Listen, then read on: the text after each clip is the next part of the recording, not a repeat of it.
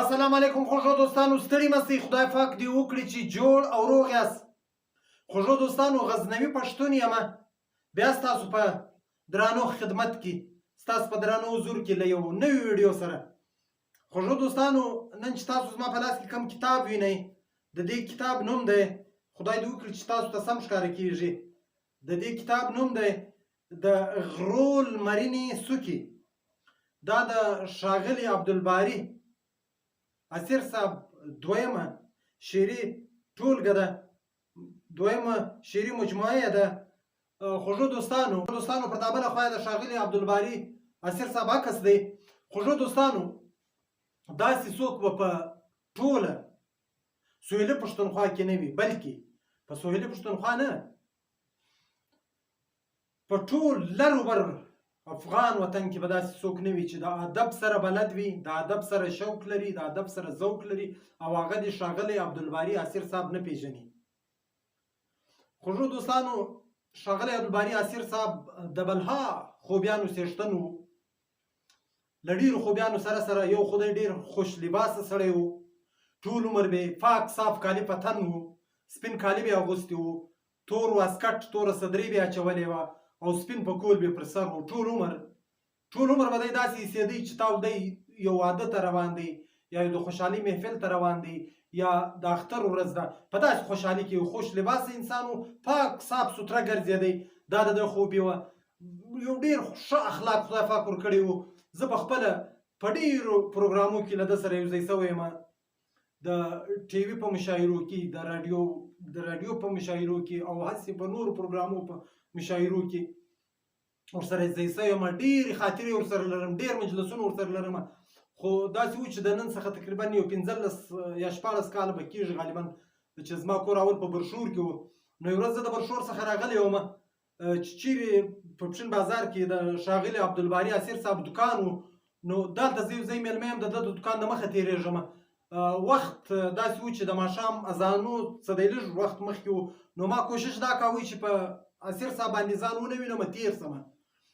نو زه چې تېر شوم، له ده سره 2 بچیان وو. اوس مې هېر دي چې کوم بچی، یو عزیزرحمان صاحب ورسره و او یو خلیل الرحمن صاحب له ده سره و. دالته په دې زامنو کې یو زوی راووتی، پسې راغږې کوي، وایي غزنوي بابا دې غواړي. بس زه چې ورغلم، و ما ته وایي غزنوي ولې پټ تېر شوې؟ وایي دلته ډېر غټ خلک تېرېږي پر دا سړک باندې، ما تر ننه په چا پسې غږ نه دی کړی.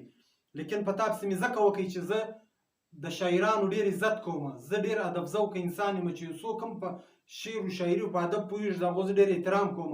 نو ته څنګه زما بې سلامه تېر شوې؟ بیا بیخي ډېر عذرونه ورته وکړو چې بېرته بیا اسیر صاحب خوشحاله کوي، بیا خو دغه یې نسي تللی، چای به خامخا کوي، بیا مې هلته چای ورسره وکړي. ډېر خوږ مجلس یې کوي د انسان سره ډېر. خو له بده مرغه دمګړی زموږ په منځ کې نشته. له موږ څخه د ټول عمر لپاره وکړو چې له موږ څخه جدا سو ښاغلی عبدالباري اسیر صاحب. له دې بعد د ده یو شعري ټولګه، یو شعري مجموعه چاپ شوله. دوستانو، د مجموعې نوم دی د غرول مرینې څوکې. دوستانو، د دې په باره کې به زه دومره درته ووایم، د دې شعري ټولګې په باره کې، چې دا د ښاغلي عبدالباري صاحب دویمه، د ښاغلي عبدالباري اسیر صاحب دویمه شعري ټولګه ده. او د دې چې دی دا چاپ کال چې دی دا په 2009 کې چاپ شوله. خوږو دوستانو، د دې چې کوم کمپوزر دی هغه حافظ رحمت نیازی دی او دا 1000 ټوکه چاپ شوې ده. او دوستانو، نو دا ډېره ښه ښایسته شعري ټولګه ده. دوستانو، زه نور ستاسو وخت نه اخلم. دوستانو، که پر دې باندې د ښاغلي عبدالباري اسیر صاحب پر کتاب باندې ډېرې خبرې هم وکړم، ډېرې هم لږ دي، ځکه چې ښاغلی عبدالباري اسیر صاحب داسې کې سړی نه دی. ما درته وویل هغه د پښتو بلها خدمت کړی دی، بیخي ډېر وخت یې د پښتو خدمت کړی. دا د ښاغلي عبدالباري اسیر صاحب دویمه شعري مجموعه ده. خوږو دوستانو، په دې کې بیخي ډېرې غزلې دي. تو درځي وګورم چې څو دي. تقریبا دا ډېر غټ کتاب دی، دا ډېره غټه مجموعه ده. نو خوږو دوستانو، په دې کې تقریبا 680 یا 80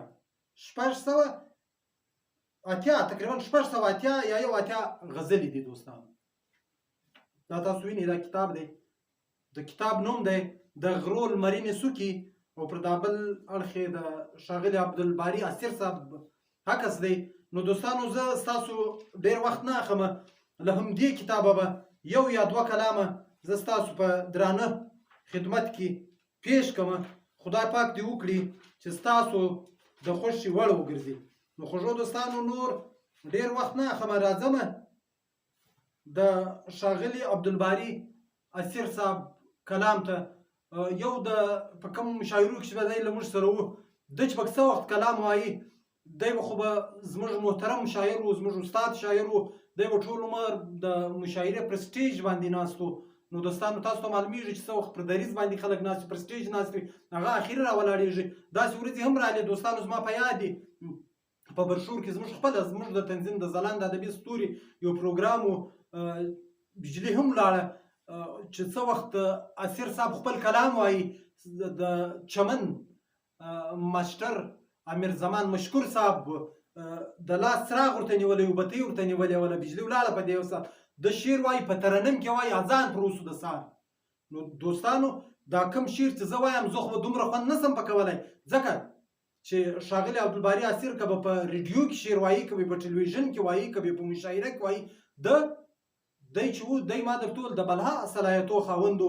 په دې کې یو صلاحیت دا هم و، اسیر صاحب دا صلاحیت هم درلودی چې ده به ډېر ښایسته ډېر خوندور ترنم وایي. دومره خوش آوازه انسان و، دومره خوش آوازه انسان و چې زه څه درته وایم، بیخي ښایسته کلام یې و، ډېر ښایسته آواز یې و. نو ده چې به خپل کلام په خپل ترنم کې وایي نو بې جلا خوند کوي. زه خو ما در ټول دومره انصاف د ده د کلام سره نسم کولی، دومره خوند نسم پکولی، ځکه چې زه خپله ترنم نسم ویلی.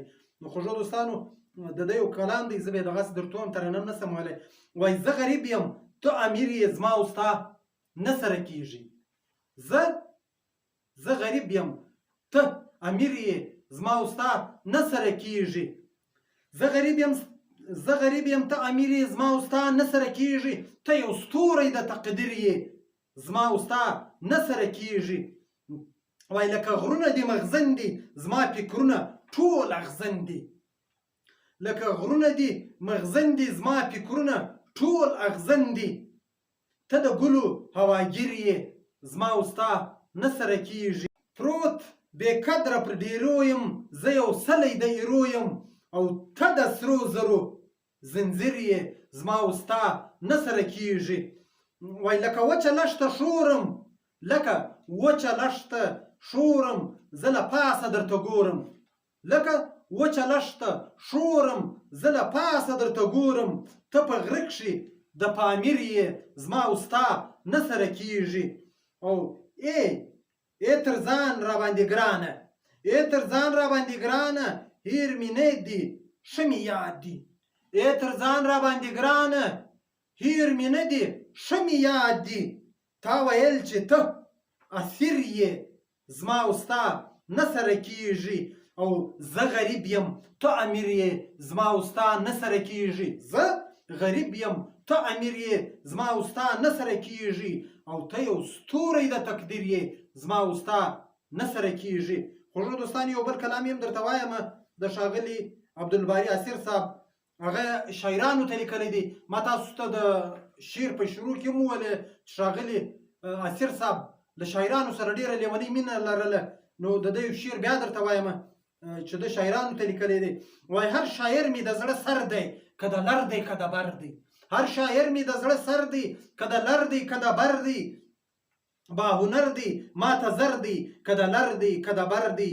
ویښ یې کړو ویده کامونه د قلم له حرکته. ویښ یې کړو ویده کامونه د قلم له حرکته. ښکاره کړی یې اثر دی که د لر دی که د بر دی. په هر ښار هره کوڅه کښې هم په توره تاریکه کښې. په هر ښار هره کوڅه کښې هم په توره تاریکه کښې ځلېدلی لکه لمر دی که د لر دی که د بر دی. دښمنانو ته هر کله تل مدام د حق دفاره. دښمنانو ته هر کله تل مدام د حق دفاره. چې نیولی یې سنګر دی که د لر دی که د بر دی. د احساس په دایرو کښې شپه او ورځ په خپل ژوندون کښې. د احساس په دایرو کښې شپه او ورځ په خپل ژوندون کښې. ډېر زهیر په هر بشر دی که د لر دی که د بر دی. ای اسیره هرې خواته، ای اسیره هرې خواته د هر لوی و کم په زړه کښې.